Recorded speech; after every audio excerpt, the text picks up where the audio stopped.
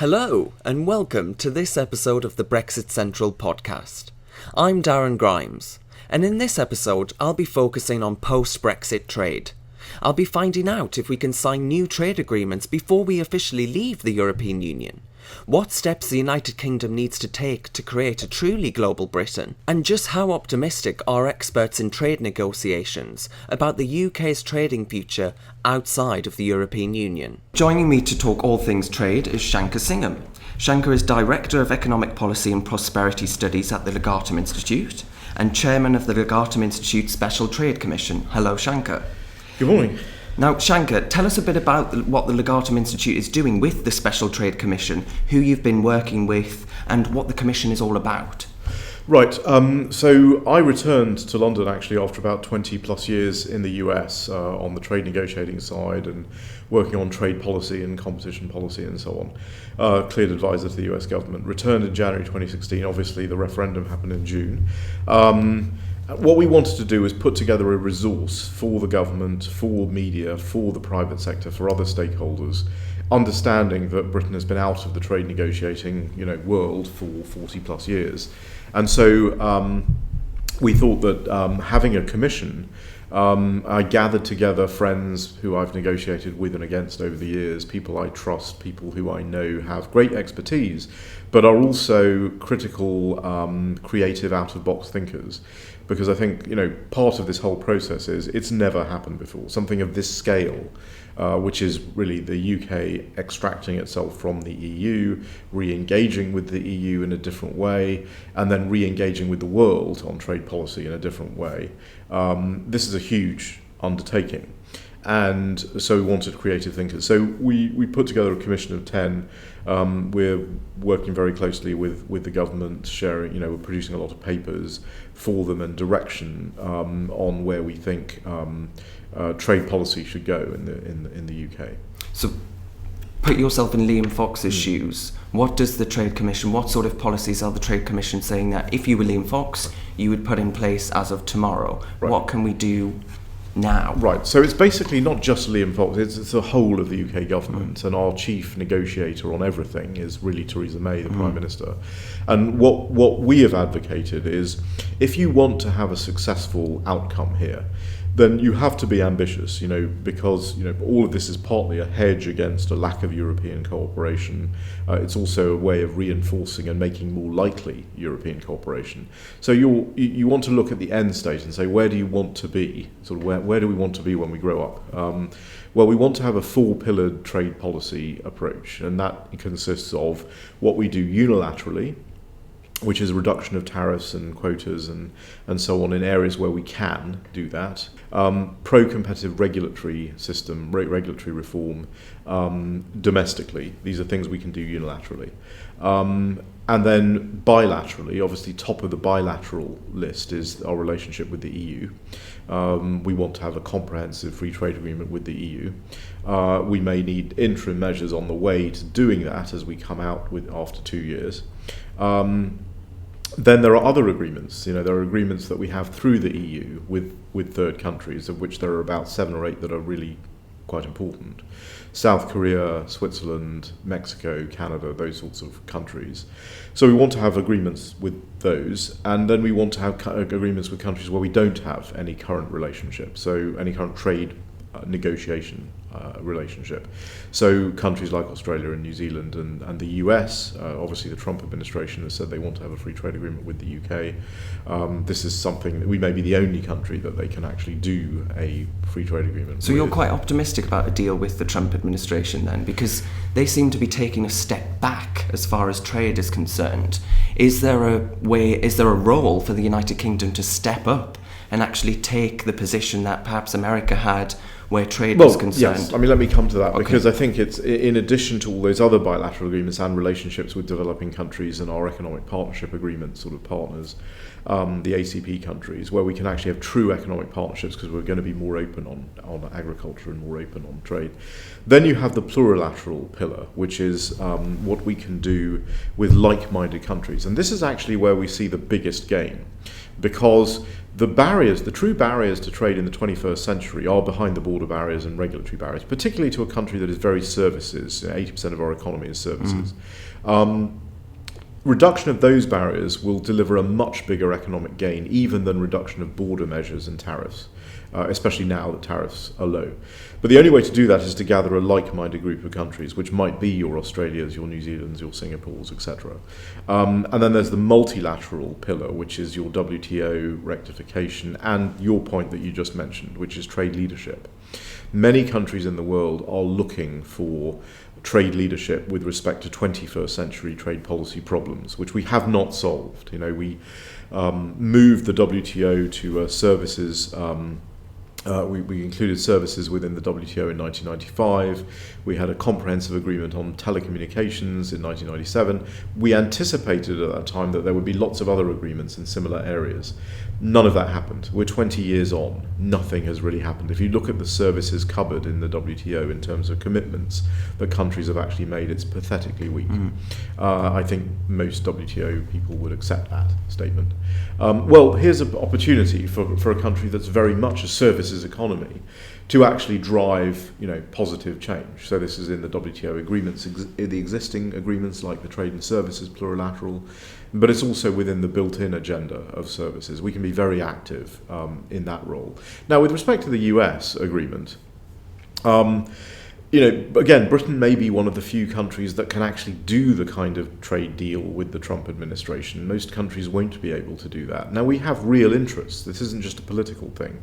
We have real interests with the US in the defense trade, particularly in government procurement, in financial services, in insurance services. There's a whole range of things where we are a demandeur. Now, there's a whole range of things where they want things from us as well. Which is why I think you've got a good basis for an agreement. But an agreement with the US is not always, is always a difficult process. It's the biggest economy in the world, and there's a lot of interests and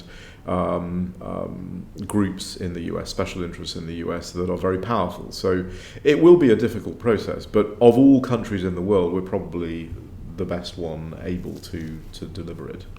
Now, the UK currently can get out there and start establishing working trade groups, can't it? Right now, before we've even signed that final agreement, if we get one, with the EU. There are two questions there. Are you optimistic that we will get a deal with the EU on trade and on services? And two, do you think we should be getting out there and doing those deals now before Brexit has even taken place? So, as a matter of law, we are able to do quite a lot. Obviously, we can't sign a trade deal with a country before we exit the EU, and we do have a duty of sincerity, etc., to the European Union as we go through this negotiating process. That said, we can absolutely set up scoping groups, and any trade agreement starts with an inventory of each other's barriers anyway, and that's a process, and we can certainly start that conversation. And lots of groups can start that. It doesn't have to be only the government. In the context of India, for example, the Coalition for Indian Industry and the US-India Business Council is putting together a scoping agreement, looking at each other's barriers, seeing what can be done, scoping out what an agreement might look like. There's a lot of this sort of work that can happen and should happen right now. And actually having it happen will help the process of negotiating with the European Union.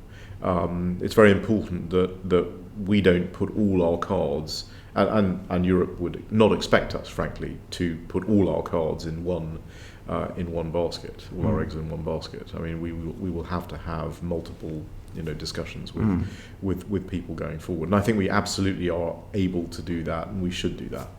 You made the case last year. Nick Clegg came out and said, look, common external tariff, higher prices in shops for British consumers, and you made the case that actually leaving that common external tariff, getting out of the common agricultural policy, common fisheries policy, that will be of benefit to British consumers. So I wondered if you might talk a bit about how leaving these relatively protectionist EU policies and groups will actually help the British consumer in the long run. Yeah, it depends what we do, obviously, when we come out of the customs union. And just to be clear about the four-pillared approach, in order to get to that end state, you have to do three things. And I think two of them we sort of are through now. You can't be in the customs union, because then you can't do all these trade agreements. You can't be in the EEA, in the single market, because then you can't negotiate on you can't put your domestic regulations on the table in a negotiation, which in services is a domestic regulatory negotiation. So if you can't do that, no one will negotiate with you. So I think that's sort of done. The third dimension of that is open, what we call domestic settings in trade parlance, which basically means, are you open on things like agriculture? Do you have an internal regulatory system that is open and competitive, or is it closed? And this is why things like the industrial strategy process that we're going forward with Greg Clark is very important. It depends what that says. If it looks like a very interventionist industrial strategy, our trading partners will have a problem with it.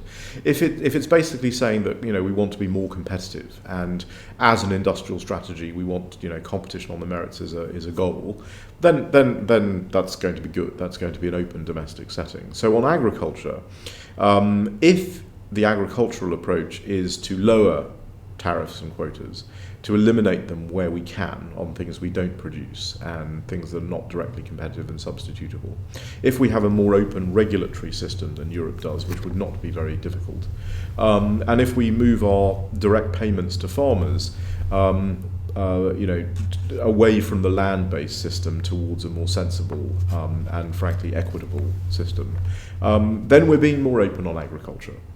That will lead to lower prices. If we are also able to negotiate trade agreements with these other countries, if we're able to have in the WTO sensible discussions on the quotas, our share of European quotas, then as we have more import competition of products, food and so forth into the UK, prices will come down, supply will go up, and the variety, frankly, of products in the store will also increase. If we are able to use those agreements, particularly with countries where you've got counter-cyclical trade, like Australia and New Zealand and Argentina and so on, Southern Hemisphere producers, and you can integrate British farmers into those international supply chains better, then we're going to be doing a favour both to our domestic consumers and to our farmers. You sound entirely optimistic about the whole thing, and you hear from a lot of Remain campaigners that it's the non-tariff barriers, that's what's going to get us. It's financial services, and they're doom and gloom. But you actually sound quite cheery about the British state stepping up actually and saying, look, we're going to lead the way, WTO reform, all the rest of it, stand up and lead. Yeah. You sound quite optimistic about that. Yeah, well, I think the danger that we face, I think, is a lack of ambition. Because if we are unambitious, then the problem is we are moving from one setting to a very different setting. And there is, it's either A or B. You can't have sort of A plus a half. So the danger is that we won't be ambitious enough to leap to be, and we'll fall, flat on our face. That is a risk. I think you have to have a high level of ambition. You have to outline as I have, this 4-pillar trade policy approach. You have to move down each of these, or work on building each of the pillars at the same time. And then, but you have to be realistic about how we get there.